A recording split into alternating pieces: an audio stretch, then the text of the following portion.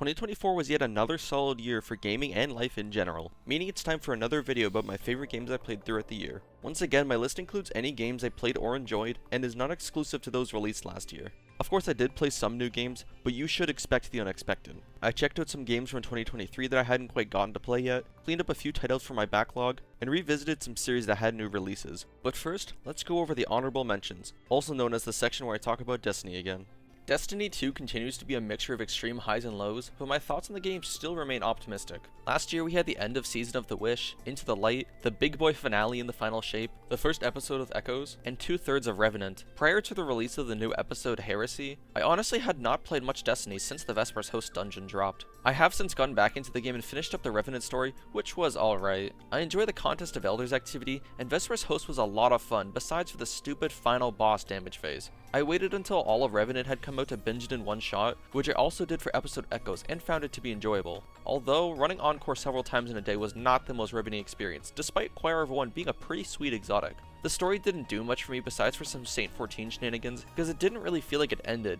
Maya Sunderesh just disappeared into Vexgunk without actually dying, so yeah, I can't wait for another future DLC to revolve around her. I'm also looking forward to the next expansion, presumably releasing in June, and the new content delivery schedule does have me hopeful that Destiny will continue to exist. I know many people have stopped caring about the game, but I like that it's always something I can jump back into and check out some new stuff that I missed. Playing other games throughout the year has helped me clean up more of my backlog and reduce the Destiny burnout I was feeling, so I am more than happy to jump back in and see what I missed. One co-op series I finally dove into with my brother was Gears of War, and this game is a solid time. The raw testosterone that is dripping off of these characters is so absurd but makes the game very entertaining. The gunplay and cover system is relatively simple, but the combat encounters and locations you explore really give this game its flavor and uniqueness. This is a series that I look forward to playing future games in, as the original Gears of War left a very good first impression. I'm playing through the second game now with my brother, and it's been a lot of good co-op fun. I don't really like roguelikes that much, but my desire for more Doom-like games enticed me to check out RoboQuest, and I thought it was pretty solid. I had fun trying out all of the different weapons and robot builds that you can create during each run. I still have a bit more grinding before I have enough perma upgrades to make the later areas feel manageable, but in the meantime I've still enjoyed playing with my friend Adam and plowing through dozens of evil robots with guns and explosions. That's all of my honorable mentions, so now it's time for the list, and I'm only late by 2 months this time. Go me! I haven't ventured into many Souls-like games outside of the From Software catalog, but this year I managed to check out 2 of them. The first one appearing in this list in the number 10 spot is the Lords of the Fallen remake from 2023. I've been playing through this game with Adam, and it's been much more fun than either of us expected it to be.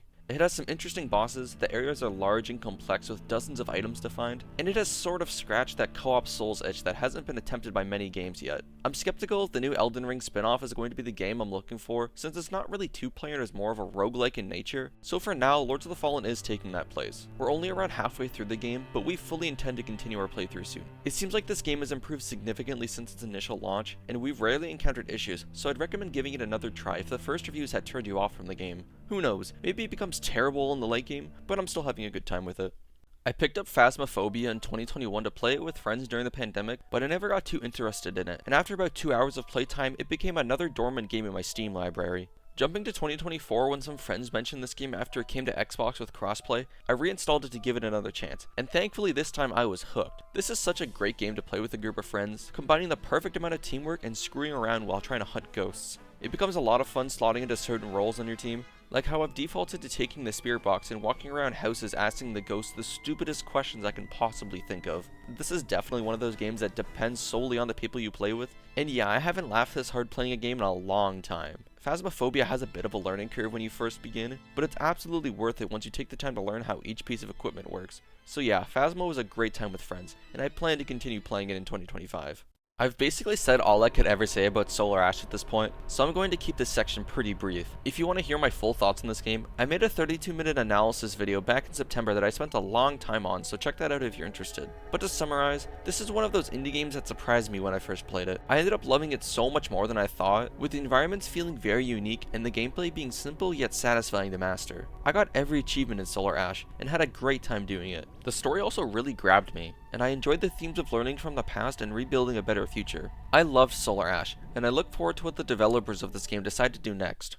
I finally took the plunge into the long-running Yakuza series with Yakuza 0, and I had a great time with it. This is one of those series that you hear and see so many things about that seem absolutely ridiculous. I had no idea what I was getting myself into when I loaded up Yakuza 0 for the first time, but it ended up with me being consumed by the story. This game flip-flops between goofy bullshit and the most serious matter you've ever witnessed without the tone feeling inconsistent. Everything just flows so well and it remains engaging from beginning to end, even with the character swapping that occurs every 2 chapters. Both Kiryu and Majima are fun to play as, and the different locations they spend a majority of your playthrough in are small and compact without feeling devoid of things to do. The amount of side content is absurd in a good way, and the minigames like karaoke, mahjong, and disco, which I'm terrible at by the way, are always a good time. From an outside perspective, this game looks like a bunch of nonsense, and well, that is true. There's also a compelling story with many twists, and entertaining combat that makes you feel so cool to master. I played the game on hard difficulty and it frequently kicked my ass, especially on the boss fights. Most of these fights left me only a few hits from death, but for the most part it felt fair and doable, assuming I stocked up on healing items beforehand. I look forward to playing the next games in the series not just because I want to see more insane shit, but more so because I've grown attached to these characters already and I want to experience more stories with them. So yeah,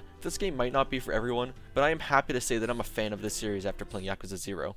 A few years ago, I included Assassin's Creed Odyssey on my top games of the year list, but that game took me a couple of years to get into and eventually complete. So once I finished the final DLC for Odyssey, I needed to take a break from the series before I jumped into the next one, which according to every review I watched was probably the longest game of them all. This turned me off from playing it for a long time, until I finally decided to ignore all of the warning signs and commit myself to a playthrough of Assassin's Creed Valhalla. So what did I think of this game? Well, after completing the main story, completing every side quest in the game, completing every activity and collecting every treasure on the map, doing all of the Flighting and Orlog games, fully upgrading the Ravensthorpe base, finding Mjolnir and Excalibur, earning gold on all of the mastery challenges, all of which leading me to unlock every single Xbox achievement in the game, as well as doing all of this for every DLC including the Dawn of Ragnarok expansion.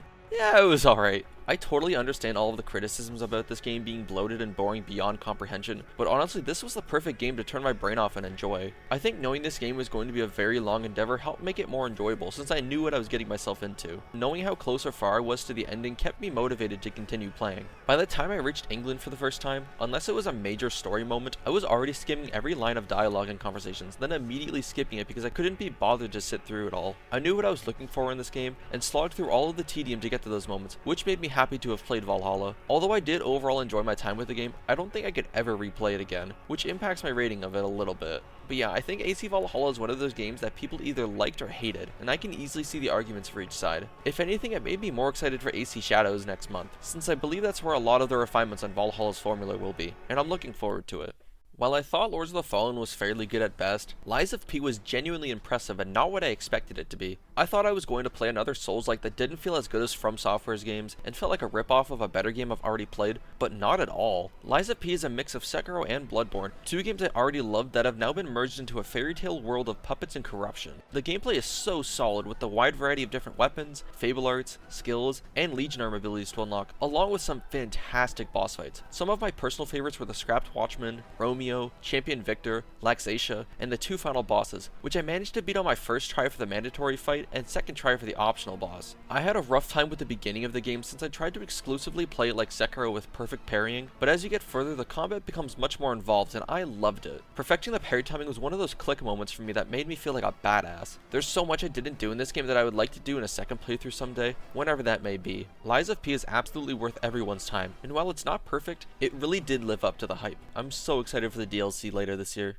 Despite being just a DLC for a 2-year-old game, Shadow of the Erdtree kept me thoroughly impressed from beginning to end. The Realm of Shadow and all of its new areas were stunningly beautiful. I appreciated the DLC having its own level scaling with the Scadutree fragments, but the method of acquiring them really didn't do much for me. I have some issues with the world design and purposefully obscuring the map to confuse players, as it felt very unnecessary to deal with. The map fragments for a few areas were found in completely disconnected sections of the world, and while it was fun at first to see just how large the world was, it quickly became an annoyance. But of course, where the DLC shined was in the new boss fights. I didn't love all of them, in fact I hated one of them, but the ones that were good more than made up for it. Boss fights like Bayle, Midra, Mesmer, and Romana were among some of my favorite fights in not just Elden Ring, but across all FromSoft games. In particular, Bayle was so good that I wish I could just fight him over and over again. His setting on top of a stormy mountain was perfect for a fire and lightning dragon, and his progression into phase 2 with growing back his wings was fantastic. I also really enjoyed Rolana and Scadutree Avatar, thought Commander Guise was okay, did not care at all for Metter, and could not stand fighting the final boss of the DLC.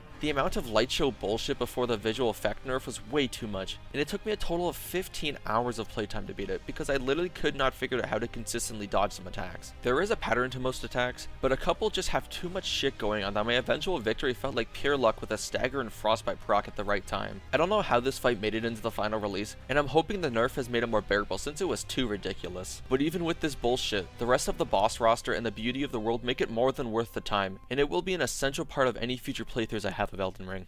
This is going to be a very controversial pick, as I know the general consensus is very split on this game, but I personally had an amazing time with Starfield last year. I bought it in early access and immediately enjoyed it, but unfortunately my university work got busy and I took a long break from playing video games. After only a handful of hours following 8 months after release, I finally had the time to sit down and finish Starfield in May. And yeah, I loved it. I put over 100 hours into the game, completing the main quest, the 4 major faction quests, a majority of the side quests, doing every companion quest including getting married to Sarah Morgan, exploring dozens of planets for research upgrades, reaching level 70, unlocking several space abilities that I didn't even know were in the game until I unlocked one for the first time, shooting countless alien species and humans alike, as well as just walking around and taking in the sights. This is one of the few games where I would lose time just walking around the planets and admiring the scenery. I took dozens of pictures in photo mode, with one becoming part of my channel banner where I was flying near Saturn. Many people criticize the game for having empty planets, and yeah, while they are right, that kind of feels like the point. If Bethesda wanted to put meaningful content on every single planet and every star system in the game, then Starfield would not have released in this decade. To me, it felt like this game was more about the journey than the destination, which is very much reflected in the main quest and its ending. Although often the destination was great too. My favorite faction quests were the Crimson Fleet and UC Vanguard, as they felt the most impactful to the world and had many interesting encounters and missions to do. The weapon reward for the Crimson Fleet quest is also probably the best weapon in the game. It melts basically anything and has a large mag that uses a fairly common ammo type. I was also impressed with the stability of this game in terms of the lack of bugs and game-breaking issues. While the frame rate is often still pretty rough, especially on Varun Kai for the Shattered Space DLC,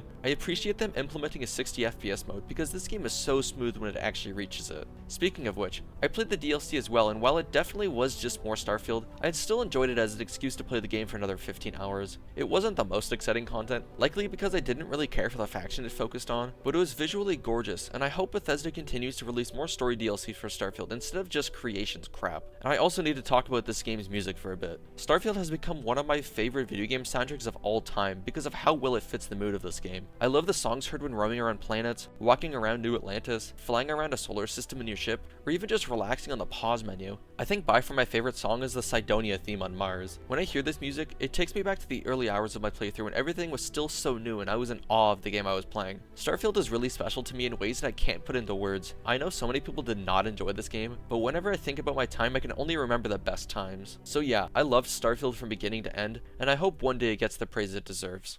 As a massive fan of Call of Duty Zombies, I was cautiously optimistic about the launch of Black Ops 6 and the 2 maps being released. And since that launch, my faith has been renewed in Treyarch to make some really fun zombies experiences again. I've gone into my thoughts about the current maps in previous videos, but I'll summarize them again here. Terminus is a great map that remains my favorite of Black Ops 6 so far, with a fun wonder weapon, a unique setting that fits right in with the older games, a great start to the story, and one of the best boss fights in Zombies. Citadel de Mor is solid with one of the best wonder weapon sets in years, a fun Easter egg that is unfortunately so easily broken, a fun new enemy with a double gas but the unwelcome return of the amalgams, and a cool boss fight that isn't perfect but has one of the coolest play spaces in the series. Liberty Falls is the chill Camel Grind map with an awesome wonder weapon and a decent design, but it's definitely my least favorite so far in this game. It doesn't really do much for me besides being the turn your brain off map, so if I want to actually play zombies and have a fun time, I would choose Terminus or Citadel any day. I still have yet to solidify my opinion on the most recent map, the Tomb, but as of now my thoughts are still very divided. I also played quite a bit of multiplayer after launch and got over halfway through grinding for Dark Matter, but I just haven't been bothered to jump back in and continue. I still regularly play Zombies though, and even though the state of this game has fluctuated drastically in the past few months, when it's working, it's the best Call of Duty that we've had in years. I love Zombies, and Treyarch seems to be finally giving it the attention it deserves.